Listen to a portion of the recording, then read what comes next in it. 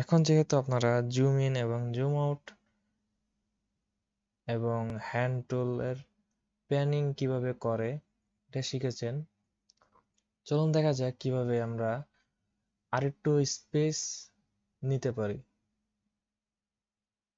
তো ফটোশপের যদি আপনি ফুল স্ক্রিন করতে চান তাহলে ভিউ, স্ক্রিন মোড থেকে standard size mode, full screen with menu bar অথবা ফুল স্ক্রিন মোডে যেতে পারেন। তাছাড়া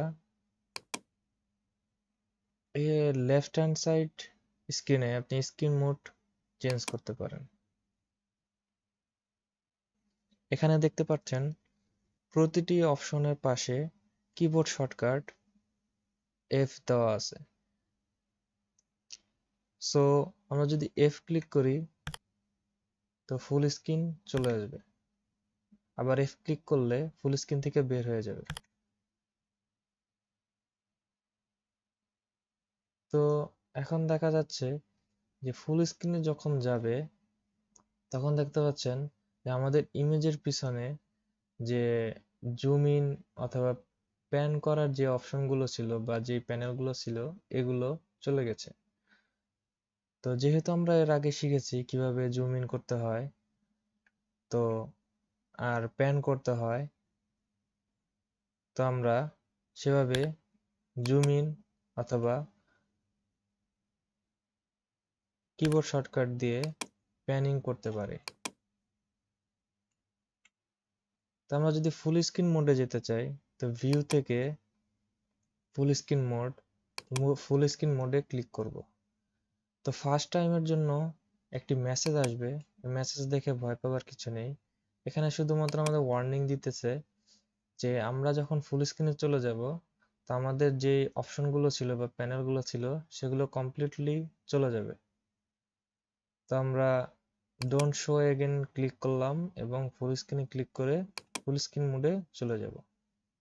তো আমরা যেহেতু কিবোর্ড শর্টকাট জানি তো আমাদের জন্য ভয় পাওয়ার কিছু নেই, আমরা এটা জুম ইন এবং প্যান করতে পারি।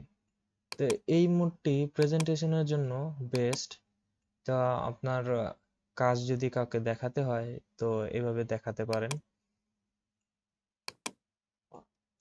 তো এখন আর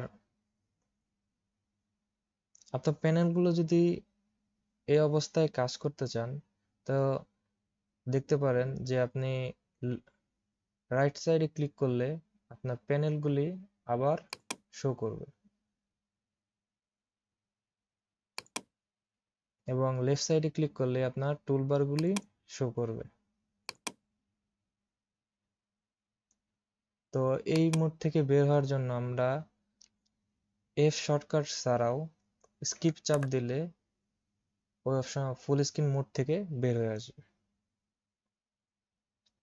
তো কিবোর্ড শর্টকাট F দিয়ে ফুল স্ক্রিন, আবার F দিয়ে back to normal with menu screen অথবা স্কিপ